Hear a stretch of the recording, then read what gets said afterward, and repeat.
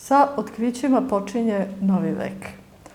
Mnogi smatraju da je pojava štampe sredinom 15. veka taj događaj koji će, odnosno ta istorijska pojava koja će odvojiti srednji i novi vek. Za pojavu štampe značajan je Johann Gutenberg, koji se smatra osnivačem, odnosno čovekom koji je patentirao štampariju, odnosno sistem pokretnih slova, i faktički nauka i ljudsko društvo kreće jednim novim tokom. Prva štampana knjiga, Biblija, oko 1455. godine. Kod Srba to su Oktoih i Psaltir kao prve štampane knjige, a štamparija je radila na obodu u rijeci Crnojevića, godine je 1493. godina. Pored oboda, kao gradovi, odnosno mesta gde se pojavljaju štamparije, u tom ranom periodu jesu Goražde, jeste Gračanica, Mileševa, Beograd, Skadar u vašem udžbeniku. Inače, u svim većim gradovima u Evropi, posebno u zapadnoj Evropi, počinju da rade štamparije. Katolička crkva se jako rano počela baviti ovom novom pojavom, tako da je Lateranski koncil 1515. godine tražio ispitivanje knjiga, a papa izdaje indeks, odnosno spisak zabranjenih knjiga 1559. godine. Pored pojave štamparije imamo i razvitak nauke, i to pre svega prirodnih nauka na polju otkrića. To je delo Nikole Kopernika o kruženju nebeskih tela, to je njegovo delo, 1543. godine, i on je tvorac heliocentrične teorije koja se drastično razlikovala od onoga što imamo na pitanju nauke u srednjem veku. Njegovi sledbenici biće Giordano Bruno, onda Galileo Galilei. Galileo Galilei je svoje delo izložio u Nebeskom vesniku 1610. godine štampanom i poznat je po tome što je otkrio teleskop. Njima se pridružuje Isaac Newton svojim zakonom o gravitaciji 1648. A onda imamo čitav jedan niz otkrića. To je prenosivi sat 1504. godine, to je mikroskop 1590. To je teleskop 1608. To je barometar 1644. godine, onda pomorski hronometar 1735. godine. Nauka koja počinje ubrzanim koracima da se razvija jeste fizika i njenim osnivačem smatra se Johann Kepler. Na polju filozofije značajan je Francis Bacon, koji se smatra tvorcem materijalističke filozofije, onda René Descartes, koji je u svom delu Rasprava o metodu 1637. godine postavio temelje racionalizma, i naravno raspravljalo se i o anatomiji ljudskog tela. O sastavu ljudskog tela autor je Andreas Vesalius. Faktički, sa otkrićima poče jedan novi period u istoriji civilizacije. Pored otkrića na polju nauke i raznih tehničkih otkrića koja su se desila u 15. veku, ono što je obeležilo period otkrića, to su velika geografska otkrića.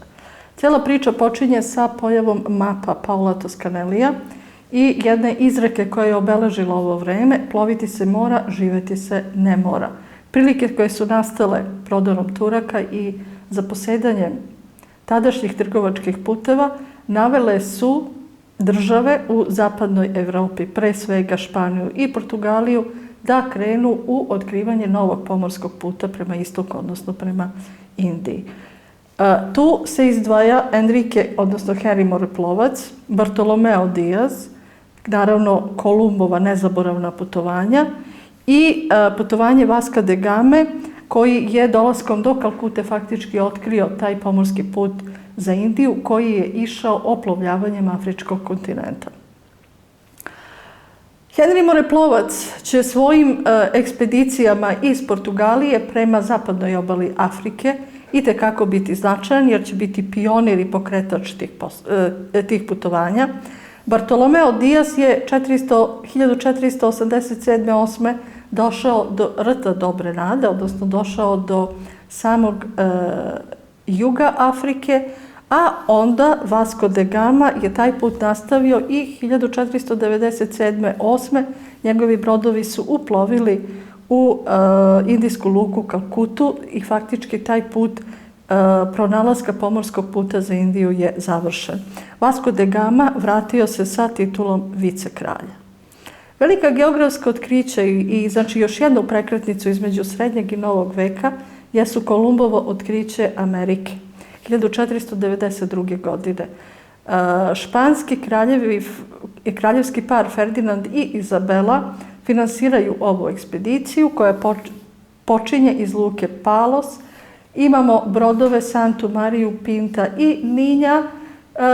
U toj prvoj fazi njegovog puta došao je do prvog kopna San Salvador, stanovnike na koje je naišao nazvao je Indijancima, a njegova kasnija putovanja bila su 1493.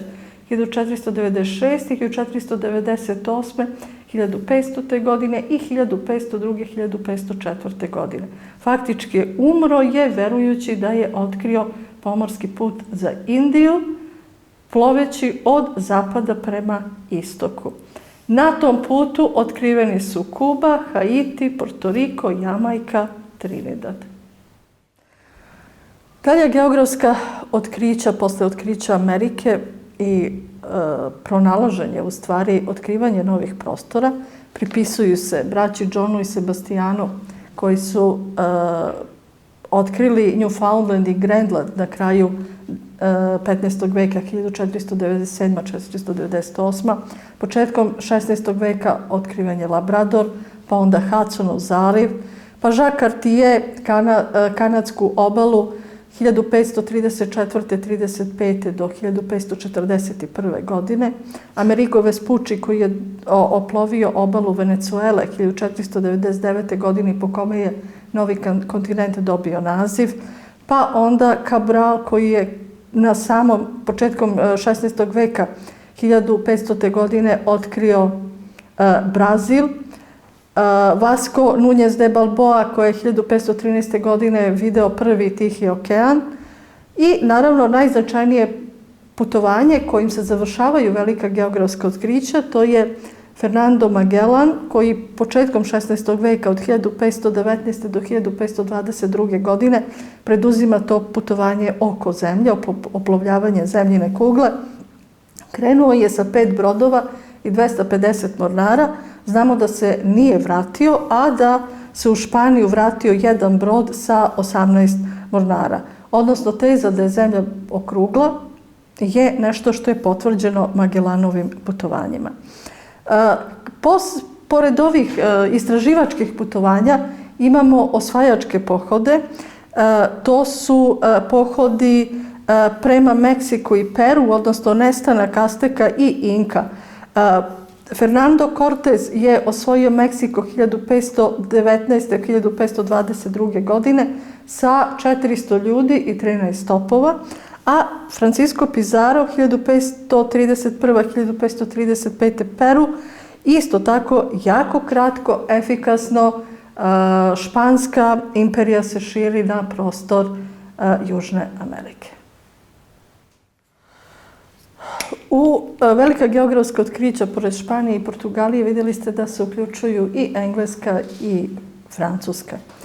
Na samom početku onoga što se dešavalo 1494. godine došlo je do podele novog sveta, odnosno ugovor o Tordesiljasu razgraničio je interesne sfere Španije i Portugalije.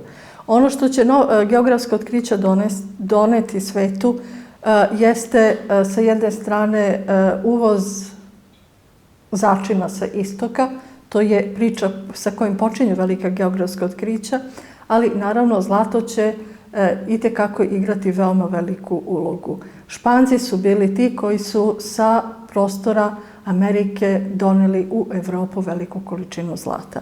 Grad Potosi je bio najveće rudarsko naselje na svetu.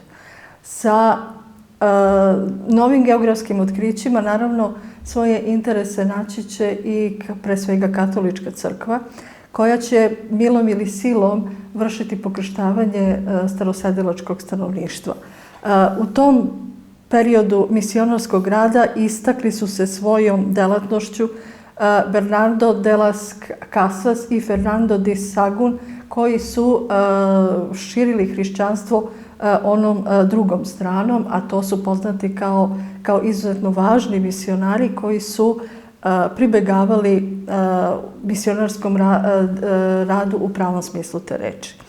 Sa Amerikom i sa otkrićima Amerike krenulo se ka geografskim otkrićima i drugih delova zemljine lopte. U 17. veku to je otkriće Australije koju se pripisuje Tasmanu, ali kreću i nove ekspedicije koje imaju za cilj da geografski ispitaju određene prostore. Ovdje ćete vidjeti razne, odnosno imena po kojima mnoge današnje i gradovi, i zalivi, i reke nose naziv. Kao što je William Barents, James Cook, Hudson, Vancouver, a veliki istraživači Francis Drake i William Dampier bili su i gusari. U 19. veku je otkrivena Afrika, odnosno otkrivena je unutrašnjost Afrike i to se pripisuje istraživačima René Caillou, Livingstonu i Stanleyu. Velike posljedice ovih događaja koji su usledili i onoga što se desilo u zapadnoj Europi, to je revolucija cena. To je širenje raznih zaraznih bolesti kako u Europi, a posebno na prostoru Novog sveta i naravno ekonomski razvitak gradova u zapadnoj Europi, prvenstveno oni koji su ležali na obali Atlantskog okeana.